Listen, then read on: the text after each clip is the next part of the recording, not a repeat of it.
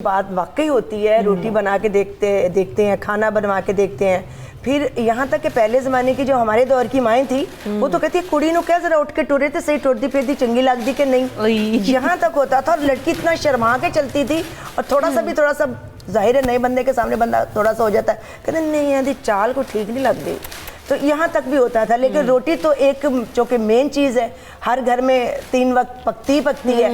और आटा हो ना हो रोटी खानी ज़रूर है, क्योंकि हम जो मर्जी खा लें हमेशा सुबह से लेकर शाम तक, लेकिन शाम कहते अरे मैं आज रोटी नहीं खाती, रोटी नहीं खाई, बिल्कुल इसलिए रोटी की बड़ी ज़रूरत होती है। और बात बच्चे होते हैं वो रोटी नहीं खाते, तो उनको हम रोटी की शक्ल चेंज करके दे देते हैं ना। जैसे जस्ट लाइक हम अगर रोटी को लंबा बेल लें और उसके अंदर चीनी डाल दें और फिर वही पलटा के समोसे की शेप दे दे तो वो एक मीठी रोटी बन जाती है चीनी वाली।